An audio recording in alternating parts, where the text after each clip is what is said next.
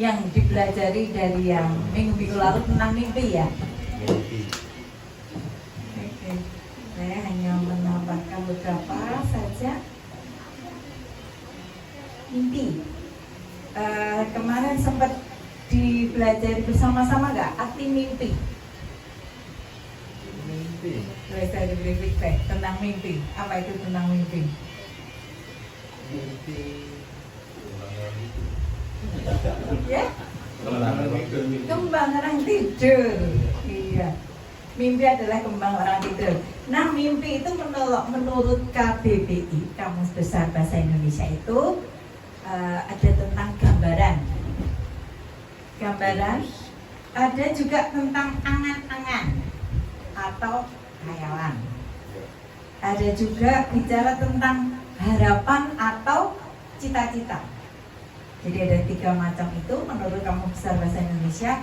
Gambaran, angan-angan, dan juga harapan atau cita-cita. Nah, sekarang boleh saya dikasih feedback, kita komunikasi ya. Ibu, kalau bicara mimpi, Ibu punya mimpi apa? Boleh? Apapun. Mimpi saat tidur pernah. Mimpi saat tidur pernah. Itu kayak gambaran ke masa lalu. Oke, gambaran masa lalu. Gambaran itu pernah bisa terjadi di hari sekarang. Gitu ya. Kalau sekarang ditanyakan mimpi Ibu untuk diri sendiri atau untuk keluarga atau untuk anak apa? Selalu hidup bahagia bersama. Hidup rukun bahagia bersama. Oke. Adik. Walaupun masih kelas 2, kelas 5 SD ya. Oke, punya mimpi enggak? Ada mimpi enggak? Apa? Mau jadi orang sukses.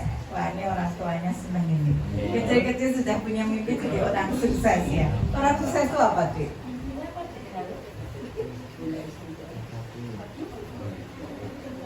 Diberkati Tuhan Yesus. Iya. Oke, kalau di sebelah sini boleh Bu. Saya ingin damai cita-cita selalu menyertai dan mengandalkan Tuhan di setiap hidup dan kehidupan saya. Damai, sukacita, karena selalu mengandalkan Tuhan. Oke, jadi banyak ragam mimpi ya. Kalau tadi Bapak di belakang mau mimpi itu kembang tidur. Ya, siapa di sini yang tidak pernah mimpi, belum pernah bermimpi? Tidak ada ya? Pasti ada mimpi ya, pernah bermimpi. Oke, nah sekarang kalau itu menurut Kamus Besar Bahasa Indonesia, menurut kita. Nah, kita mau belajar sama-sama karena waktu saya dapat tema mimpi ini, saya mimpi. Apa yang mimpi ini ya? Apakah itu harapan, cita-cita atau apa? Tapi kalau Kamus Besar Bahasa Indonesia biasanya kita ngomong mimpi, dream. Itu bicara tentang harapan, cita-cita, ya kan? Tapi kita lihat mimpi di Perjanjian Lama. Nah, mimpi di Perjanjian Lama. Kalau Bapak Ibu buka, baca di Alkitab, mimpi di Perjanjian Lama itu banyak sekali disebutkan. Ada yang tahu cara melihat di Perjanjian di Alkitab untuk mencari kata mimpi? Keluar di ayat mana saja? Ada yang tahu? Caranya seperti ini. Mazmur, Kejadian, Daniel, Banyak ya Bu ya. Oke, kita baca beberapa aja. Nah, mimpi di Kejadian 20 ayat 3. Ini saya cuma baca sekelas. Tetapi pada waktu malam Allah datang pada Abimelek dalam satu mimpi serta berfirman kepadanya, engkau harus mati oleh karena perempuan yang telah kau ambil, sebab ia sudah bersuami. Nah, ini bercerita tentang Abimelek yang waktu itu Abraham dan Sarah kan. Abraham tidak mengakui Sarah istrinya, lalu Abimelek mau ngambil dia istri, tapi Akhirnya Allah datang kepada Ahimelek dalam suatu mimpi. Nah, terjemahan bahasa Inggrisnya saya cari juga dream. Lagi Kejadian 20 ayat 6. Lalu berfirmanlah Allah kepadanya dalam mimpi. Ada lagi Kejadian berapa nih?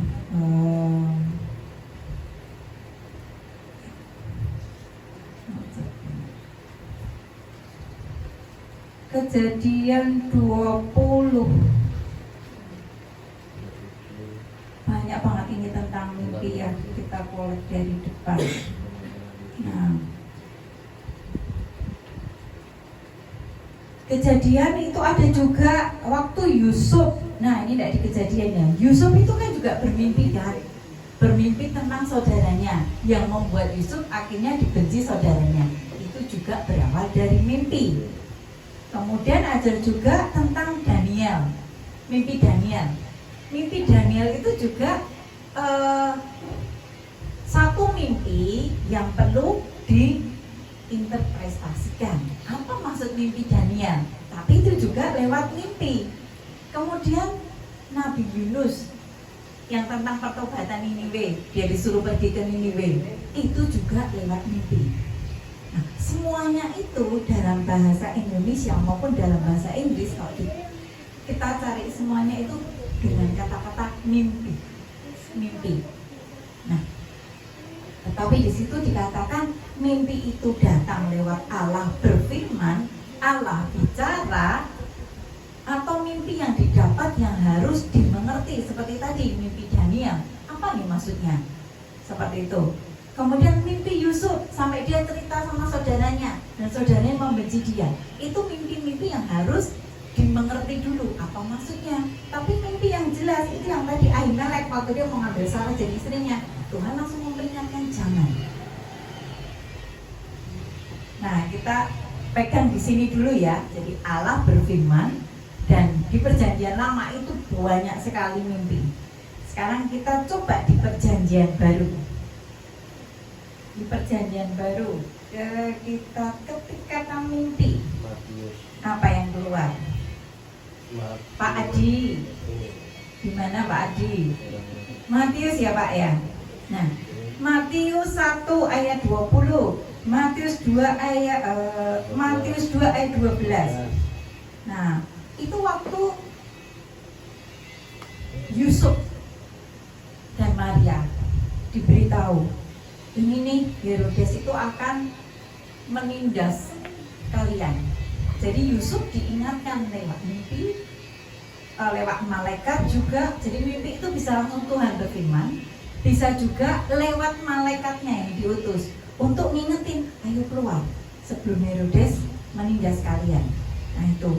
Ada juga mimpi yang berikutnya di Perjanjian Baru, itu mimpinya Petrus waktu itu, kalau ada beberapa tafsiran menyebutkan in trance.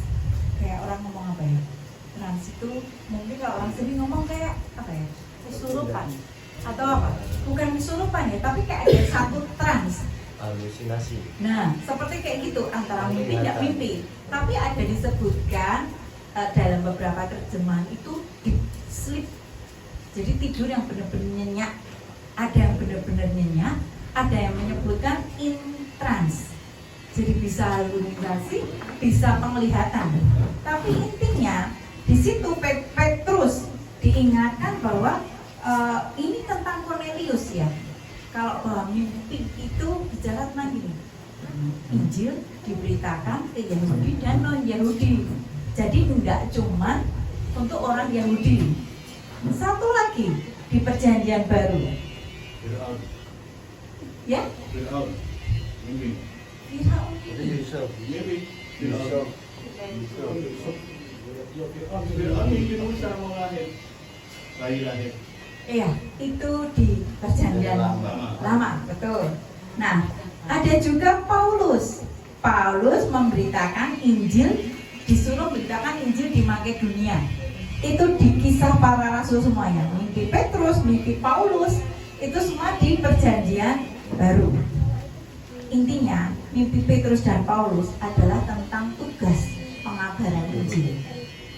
Petrus disuruh menemui Cornelius. Jadi Cornelius ini adalah gambaran orang non-Yahudi seperti kita. Kita juga non-Yahudi kan, tapi Injil sampai ke kita. Satu lagi, Paulus untuk diberi mimpi untuk memberitakan Injil sampai ke Makedonia. Nah sekarang, ini saya juga belajar ya Pak ya. Sampai gini, mimpi dream, semua mimpi dream. Nah sampai saya coba cari arti mimpi dalam bahasa Ibrani adalah Salom. Salom, C-H-A-L-O-M, Salom. Ini kita tidak belajar pinter-pinteran, saya juga tidak ngerti bahasa Ibrani. Tapi mimpi itu tuh calon. Dan calon waktu kita cari apa artinya? Calon adalah artinya cara Tuhan bicara. Calon, mimpi, dream. Ternyata artinya kalau kita bicara tentang kekristenan adalah cara Tuhan bicara. Kalau kita mengacu ke kamus besar, seperti dulu saya mikir mimpi itu adalah harapan, cita-cita, impian kita. Tapi ternyata Alkitab mengatakan mimpi itu di Perjanjian Lama Allah berfirman, malaikatnya diutus untuk memberitahu sesuatu. Bahkan kepada Yusuf Allah mengutus malaikatnya untuk mengingatkan tentang Herodes. Baik di Perjanjian Lama dan di Perjanjian Baru, ternyata nggak ada cerita bahwa Allah menanyakan apa cita-citamu, apa mimpimu, tidak. Tapi ternyata di Perjanjian Lama dan Perjanjian Baru itu adalah cara Allah bicara, mengingatkan, menyuruh. Seperti mimpinya Yusuf yang harus diinterpretasikan, mimpi Daniel yang harus diinterpretasikan. Tapi itu kan bukan mimpi cita-cita Daniel kan, bukan cita-citanya seperti tadi di awal, di kejadian awal, bukan cita-citanya Ahimelek untuk memperistri si Sarah. Tapi mimpi yang dipunya Ahimelek adalah mimpi ketika Allah memperingatkan. Saya juga cukup belajar, arti mimpi itu ternyata bukan keinginan kita, tapi keinginan Allah untuk bicara sama kita lewat mimpi itu, lewat malaikatnya, lewat satu penglihatan Yusuf, lewat satu penglihatan Daniel. Itu cara Allah bicara. Nah, sekarang tadi saya juga belajar, kenapa di Perjanjian Lama banyak sampai Firaun juga bisa bermimpi ya Pak ya? Kenapa? Firaun juga mimpi banyak, terus sampai tapi di Perjanjian Baru kok hanya malaikat bicara ke Yusuf untuk hati-hati tentang Herodes, untuk Maria. Dan hanya kenapa ada mimpinya Petrus dan Paulus, tidak ada mimpi-mimpi yang lain yang disebutkan. Mimpi Petrus dan Paulus pun adalah mimpi untuk pengabaran Injil. Apakah itu impian dan cita-cita Petrus? Apakah ada satu cerita, Tuhan aku pengen kayak gini nih. Paulus ngomong, Tuhan aku pengen kayak gini. Tidak ada Bapak Ibu. Mimpi yang dimiliki Petrus Paulus adalah perintah Tuhan, cara Tuhan bicara. Nah, sekarang kita belajar lagi. Kenapa Perjanjian Lama banyak dan Perjanjian Baru sedikit? Dan kita sudah menangkap ya. Saya juga belajar, penasaran, ternyata kata Ibraninya Calon, C-H-L-O-M adalah cara Tuhan bicara. Hanya diterjemahkan di bahasa Indonesia, mimpi. Diterjemahkan di bahasa Inggris, dream. Kalau arti kata Ibraninya adalah cara Tuhan bicara. Nah, di Perjanjian Baru kita semua tahu sudah ada Tuhan Yesus.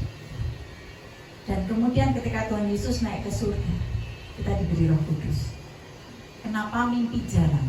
Kenapa Tuhan Allah Bapa tidak bicara lewat mimpi lagi? Malaikat jarang nongol-nongol lagi. Karena sudah ada Tuhan Yesus yang bicara banyak, Tuhan Yesus yang mengajar banyak. Ketika Tuhan Yesus terangkat, Dia memberikan Roh Kudus penolong di dalam hati kita masing-masing, untuk Roh Kudus itu menuntun, mengingatkan kita apa firman-Nya.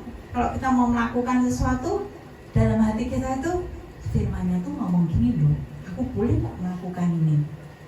Ini sesuai firman enggak? Karena Allah sudah bicara lewat Roh Kudus, kita tak lagi bermimpi. Bapak, kalau Tuhan Allah Bapa datang, mimpi, pernah ngalamin enggak? Allah Bapa. Maksudnya mimpi ketemu Allah Bapa. Hah, Allah Bapa bicara, oh jangan gini, ke anakmu gini, ke istrimu gini. Pernah mimpi ketemu cahaya. Saya, Cuma kayak dia di wejang gitu kalau orang Iya. dulu kan di wejang. Kayak di wejang tuh. Tapi rasanya nyaman. Tapi untuk diingat welingnya tadi apa itu lupa. Tapi pengen merasa tempat ada ini. kayak Iya. rasa damai, rasa senang banget gitu ya. Iya. Ya, kita sering dengar juga untuk dari saudara kita seberang, mereka ada juga yang didatangi ya. Tapi kalau Tuhan Yesus bicara secara jelas, Dia sudah memberi kita model Alkitab. Gak inget kan pejangannya apa? Karena apa? Dia memberi rasa damai sejahtera. Yang mungkin saat itu mungkin ya Pak, Bapak butuhkan. Tapi untuk dia bicara, aku sudah ngomong banyak. Di Alkitab aku sudah ngomong banyak. Lewat anakku aku sudah ngomong banyak. Nah, kita lihat di Ibrani 1. Ini bisa dilihat? Oh, oke. Buka masing-masing ya. Ibrani 1 ayat 1 sampai 2. Saya boleh dibantu Pak Adi bacakan. Ibrani 1 ayat 1 sampai 2.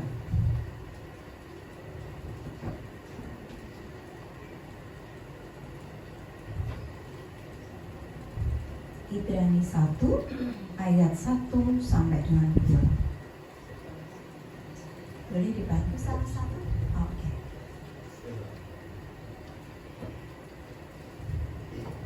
Ibrani 1 ayat 1. Setelah pada zaman dahulu Allah berulang kali dan dalam berbagai cara berbicara kepada nenek moyang kita dengan perantaraan nabi-nabi. Maka pada zaman akhir ini Ia telah berbicara kepada kita dengan perantaraan anaknya yang telah Ia tetapkan sebagai yang berhak menerima segala yang ada. Oleh Dia Allah telah menjadikan alam semesta. Ia adalah cahaya kemuliaan Allah dan gambar wujud Allah, dan menumpang segala yang ada dengan firman-Nya yang penuh kekuasaan. Dan setelah Ia selesai mengadakan penyucian dosa, Ia duduk di sebelah kanan yang maha besar, di tempat yang tinggi, jauh lebih tinggi daripada malaikat-malaikat, sama seperti nama yang dikaruniakan kepadanya, jauh lebih indah daripada nama malaikat. Amin. Ya. Allah berfirman dengan perantaraan anaknya. Ini kita sering dengar ya, Allah berfirman. Tapi hari ini kita mau belajar benar-benar apa maksudnya Tuhan, apa maksudnya Allah Bapa. Setelah pada zaman dahulu Allah berulang kali dan dalam berbagai cara bicara kepada nenek moyang kita dengan perantaraan nabi-nabi. Ya, zaman dulu setelah ada mimpi, Allah bicara, kemudian Allah tahu sejak masa Musa pengen dibikinkan lembu emas untuk disembah. Jadi Allah Bapa tahu manusia ini pengen ada bukti nyata. Nggak bisa percaya kalau aku cuma ngomong, bicara lewat satu orang. Mereka pengen ada wujud sing lebih pasti. Ya kan? Kenapa banyak orang pergi ke dukun? Karena dukun bisa ngomong A, bisa ngomong B langsung. Kalau kita cari Tuhan, kita doa sama Tuhan, tidak serta-merta kita dikasih tahu kamu A, kamu B saja. Betul apa enggak? Ya kan? Enggak mungkin nih, Tuhan ini untuk ini kerjaan ini aku harus ini apa ini? Tidak seringkali tidak kita dibilang A atau B. Ini untuk anakku mau sekolah di mana ya Tuhan baiknya?